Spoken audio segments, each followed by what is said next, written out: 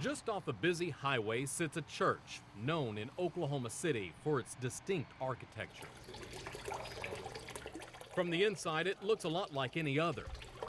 But there was a time when this serenity faded deep into the background. May I have your attention, please? It's extremely difficult. As to the victims if they've been identified. Following the bombing in downtown, this is where families were asked to gather and wait. Some waited for hours, others for days, and for too many of them, this is where they received the bad news. I talked to one lady that I know personally that her husband's missing. Just 2 miles north of the Mowry building, and within a matter of hours on that day, the First Christian Church became everything a church is meant to be. We became a place of peace, security, nurture, nutrition, all of those things. I mean, it became Bethel. Reverend Don Alexander is now retired, and so is everyone else who worked here at the time of the attack. Everyone but Nettie. When you go through something like that, you're less prone to think about yourself. It's that reason, and a few others, that Dr. Nettie Williams, the church's music director, has never shared her story.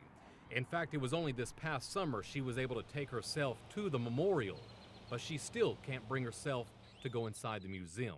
I can make music and sing and be happy and do all those kinds of things, but when I go, I can't go there yet.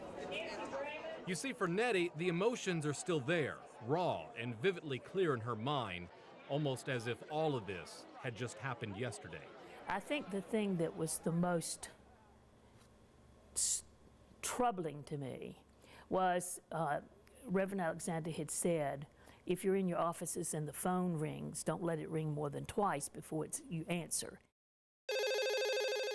And so I picked up the phone in my office, and this rather curt voice said, I am calling from New York, and I just want to know if you all need any more body bags. And so I referred him to the Red Cross, but at that point I got up and I got my purse.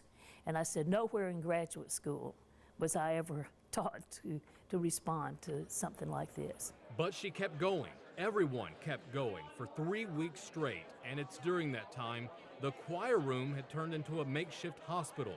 The dining room, the gathering spot for families, and the kitchen, it had a mountain of donated food.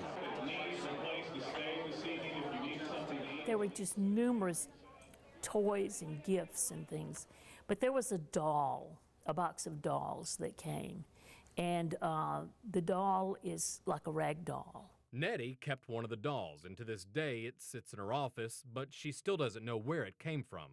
And the dolls look just like that? Yeah, the dolls look just like this. All of them did. Not the prettiest thing in the world. No, no. But it wasn't the prettiest time.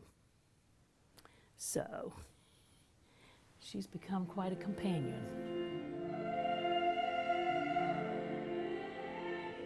Nettie's other companion, her music. It's why, 15 years after that trying time, she's organized this concert at her church.